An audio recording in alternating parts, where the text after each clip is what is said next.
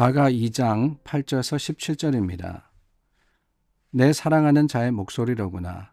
보라, 그가 산에서 달리고 작은 산을 빨리 넘어오는구나. 내 사랑하는 자는 노루와도 같고 어린 사슴과도 같아서 우리 벽 뒤에 서서 창으로 들여다보며 창살 틈으로 엿보는구나. 나의 사랑하는 자가 내게 말하여 이르기를 나의 사랑, 내 어여쁜 자야. 일어나서 함께 가자. 겨울도 지나고 비도 그쳤고 지면에는 꽃도 피고 새가 노래할 때가 이르렀는데 비둘기의 소리가 우리 땅에 들리는구나. 무화과 나무에는 푸른 열매가 익었고 포도나무는 꽃을 피워 향기를 더하는구나. 나의 사랑, 나의 어여쁜 자야. 일어나서 함께 가자. 바위 틈 낭떠러지 은밀한 곳에 있는 나의 비둘기야. 내가 내 얼굴을 보게 하라. 내 소리를 듣게 하라. 내 소리는 부드럽고 내 얼굴은 아름답구나. 우리를 위하여 여우, 곧 포도원을 허는 작은 여우를 잡으라. 우리의 포도원에 꽃이 피었음이라. 내 사랑하는 자는 내게 속하였고 나는 그에게 속하였도다. 그가 백합화 가운데에서 양떼를 먹이는구나. 내 사랑하는 자야, 날이 저물고 그림자가 사라지기 전에 돌아와서 베데르산의 노루와 어린 사슴 같을지어다. 솔로몬의 사랑의 대상이 된 여인, 우리가 술람미 여인이다 라고 부르는데요. 이 여인에 대해서 여기까지 나눈 말씀 가운데 몇 가지를 우리가 유추해 볼 수 있습니다. 그 첫 번째는 5절 말씀, 1장 5절 말씀에 보니까 내가 비록 검으나 라고 했죠. 비록 검으나 아름다우니, 피부 색깔만 검다라는 것이 아니라 내 몰골이 그렇게 빼어나지는 않다라는 표현입니다. 다만 내가 사랑을 받으니까 아름다워 보이더라 라고 하는 것이지요. 그 이유가 뭐냐? 6절 말씀에 내 어머니의 아들들이 나에게 놓아여 포도원 지기로 삼았음이라 라는 말이 있습니다. 그러니까 형제들로 인해서 시기받고 질투받음으로써 포도원을 지키는 그런 일을 했다. 그러니까 피부가 검다라는 것을 이해할 만하죠. 포도원에서 일했기 때문에, 햇빛에 쬐었기 때문에 그렇다. 다르게 표현하면은 솔로몬은 왕이었고 술람미 여인은 그저 포도원 지기였다 라고 하는 겁니다. 거기에 신분의 차이도 있었던 거죠.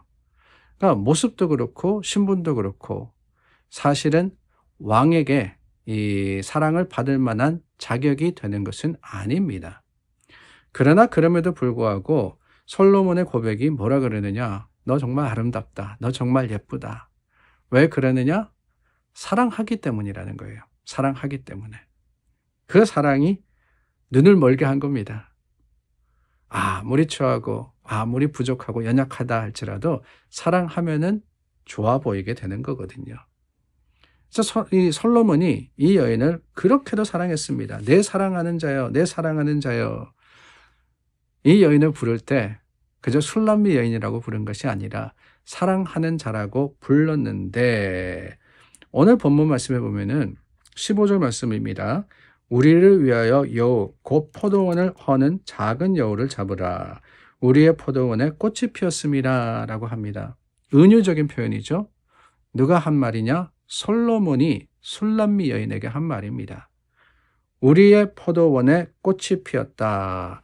우리가 사랑하는 그 사랑이 너무나도 아름답다라고 하는 거예요. 그런데 술람미 여인에게 지시하고 부탁한 게 뭐냐? 작은 여우를 잡으라 라고 한 겁니다. 작은 여우를 잡으라. 여우를 잡으라. 그 포도원에 여우가 있었다. 이 여우가 뭐냐? 다름이 아니죠. 솔로몬과 이 여인의 사랑을 시기했던 자들입니다. 방해했던 자들입니다. 오늘날로 이야기하면은 하나님과 우리 사이에 갈라놓으려고 하는 존재. 그게 누굽니까? 그게 바로 사탄이거든요. 사탄. 사탄이 하나님의 사랑을 우리에게로부터 가릴 뿐만 아니라 우리가 하나님을 사랑하지 않도록 만들려고 하고 있습니다. 작은 여우와 같이 말입니다. 그 모습을 본 하나님이 우리에게 뭐라고 하시느냐? 사탄을 경계해라 라고 하시는 거예요.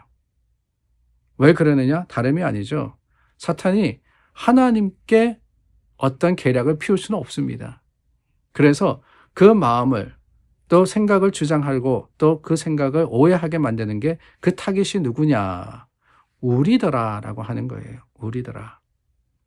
솔로몬 왕이 술람미 여인에게 부탁하는 것, 여우가 술람미 여인을 속이고 있기 때문에 경계하고 또한 그를 물리치라 라고 하는 것이지요.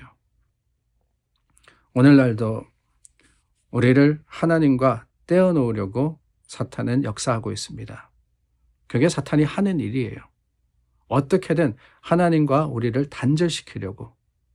그래서 에덴 동산에서 바로 그 일을 하지 않았습니까? 하와와 그리고 아담을 속임으로써 하나님과 우리 사이가 끊어지게 한 거거든요. 지금도 그래요. 지금도. 이 사탄은 참 간사하고 교활합니다. 그래서 고린도후서 11장 14절 말씀에 보니까 사탄도 광명의 천사를 위장한다라는 표현이 있어요. 뭐냐? 광명의 천사, 하나님의 사도들입니다. 사신들입니다. 근데 그것처럼 꾸미더라. 우리의 삶에 사탄이 와가지고 너 망하게 할 거야. 너 하나님과 관계를 끊어놓을 거야. 그러면은 우리 다 경계할 겁니다. 근데 그게 아니라 이렇게 해야지만 더 좋아질 수 있어. 이렇게 해야지만 더 뛰어날 수 있어. 이런 말로 유혹을 하더라라고 하는 거예요. 그래서 솔로몬도 여우라는 표현을 쓴 것이 아닌가라는 생각이 들어요. 여우. 여우가 상징하는 게 뭡니까? 여우는 의심이 많아요. 이 여우라는 것, 그러니까 조그만 일에도 경계하고 주의합니다. 그런 것처럼 이 여우, 의심 많은 여우처럼 우리를 의심 속에 빠뜨리려고 하는 것, 그게 사탄이 하는 일이라고 하는 거예요. 얼마나 무섭습니까, 여러분? 아는데 하나님이 우리의 구주시며 또한 그 하나님을 우리가 믿고 따라야 하는 것, 하나님을 사랑해야 하는 것, 저와 여러분 모르지 않지 않습니까?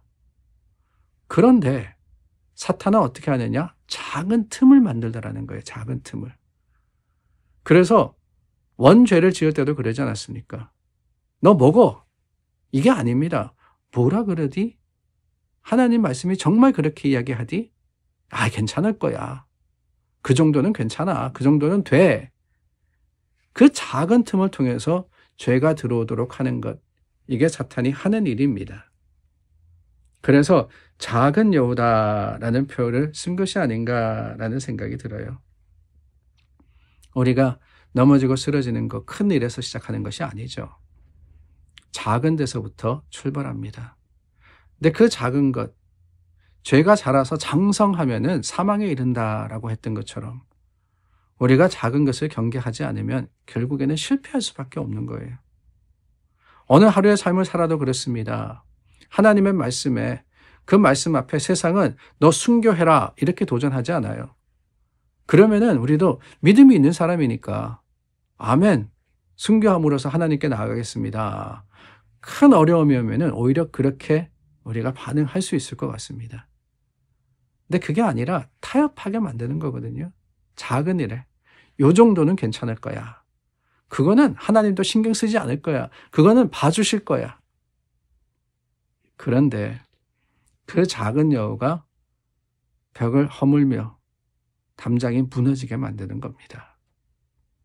오늘 저와 여러분 말씀 앞에 다시 한번 깨닫기를 원합니다. 하나님이 원하시는 것은 온전한 드림이며 또한 삶을 통한 하나님을 붙들고 의지함이지 조그만 일에 타협하는 것이 아닙니다. 그 타협이 우리로 하여금 실패하게 할 수 있다는 사실을 깨닫고 경계하여서 오히려 믿음으로 우뚝 서는 저와 여러분들이 될 수 있기를 예수님의 이름으로 축원합니다. 기도하겠습니다. 좋으신 하나님, 하나님의 말씀을 우리가 깨닫고 그 말씀으로 믿음의 반석 위에 굳게 서렵니다. 작은 여우가 그 유혹이 우리를 실패하지 않도록 우리 마음과 생각을 성령이 지켜주시고 우리도 믿음으로써 힘을 내고 또한 승리하게 도와주시옵소서.